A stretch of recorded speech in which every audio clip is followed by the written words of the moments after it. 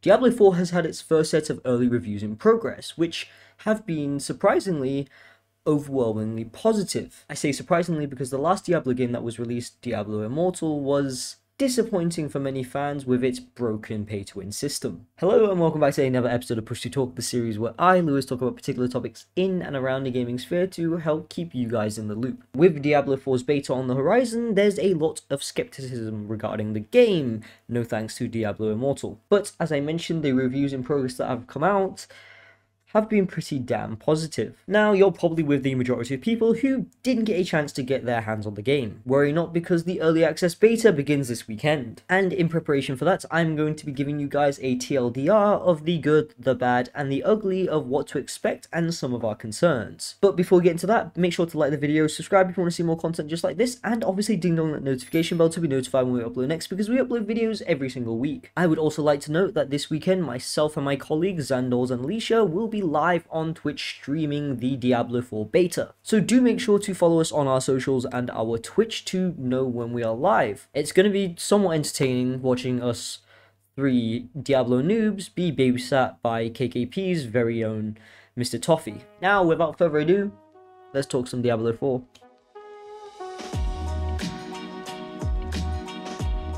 Alright, let's hit the ground running with some good news. The game runs extremely smoothly, especially for something that's currently in its beta. Apparently there are little to no bugs or crashes, which means that performance can go a lot lower on the priority list of worries. According to the recent reviews in progress, Diablo 4 is a lot more like Diablo 2 than it is Diablo 3 in terms of art style, story and gameplay. Lots of people complained about just how colourful Diablo 3 was back in 2012 to 2015, despite the oodles of gore that the game features and the dark themes. Turns out lots of Diablo fans really liked the dark caves and corridors. Even the later seasons of Diablo 3 featured a new level or two with a dark, deep area. But yeah, Diablo 4 is going back to Diablo 2's more methodical style, but bringing in some quality of life changes and updates from Diablo 3. Gameplay wise, if they keep their promise of a meaty main quest and a big endgame, complete with a permanent progression system, the Renown, action RPG fans will be fine. From a gameplay standpoint, it looks pretty solid, with numerous options, mounts, open world bosses,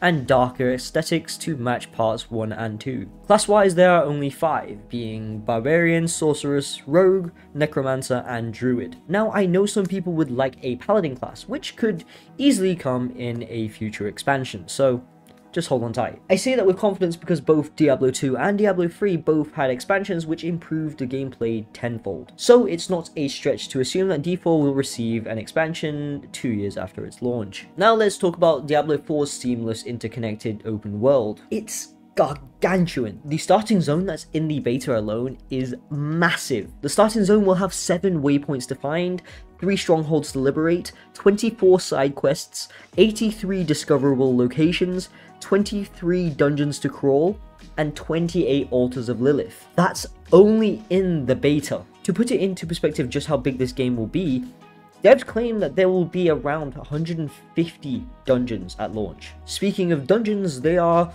procedurally generated, each one with a different theme and tone. The general consensus from the beta about dungeons and its bosses is that the dungeon bosses are extremely well designed, which begs the question, once the game releases, how many of these dungeon bosses will be reused? Now, as much as that is a concern, it's something that can easily be fixed with an expansion, so I don't think we need to worry too much about that. The world has also been described as static, meaning that there are a lot more handcrafted elements that obviously adds to the artistry and immersion. Now, the biggest concerns about the open world is actually in regards to the world bosses. They spawn in dynamically and are considered big battle moments, which require players to work together to defeat them. The world bosses themselves aren't really the concern though. It's the multiplayer aspect. This was actually also one of the concerns when Diablo Immortal was released. The main worry being overleveled players making big battle moments far too easy and kind of taking away from the Diablo experience. In my opinion, I think that's just something we have to wait and see about. Just because it's a different game doesn't exactly mean that the same problems don't apply, but I'm trying to be a little less pessimistic and give Blizzard the benefit of the doubt. Why do I feel that will age well? World tiers will also see a return after being introduced in Diablo 3. Essentially, it's just the difficulty setting. Obviously, cranking that setting up will reward you with more gold and better loot. Now, do bear in mind that I'm not all too familiar with the Diablo franchise, but I do have some concerns to share from KKP's very own Mr. Toffee. He's concerned about Activision Blizzard handling the game. Why? Well, this isn't the old Blizzard that handled Diablo 3. This is a new Blizzard that is running a business. The kind that gives early review copies to media outlets and selects content creators instead of the old Blizzard that releases games to both audience and media on the same launch day, leveling the playing field. The new Blizzard has made more misses than hits.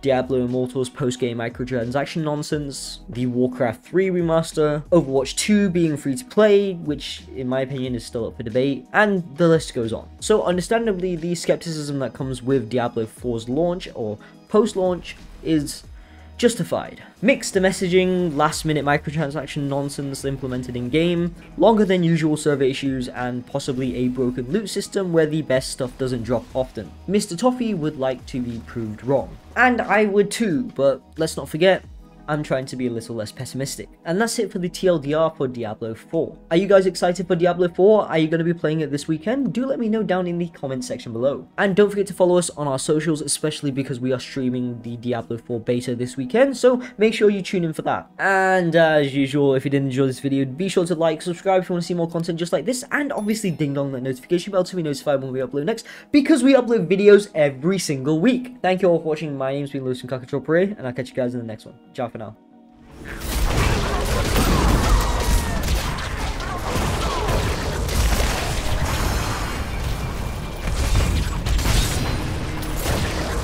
Feel the wrath of Yitar!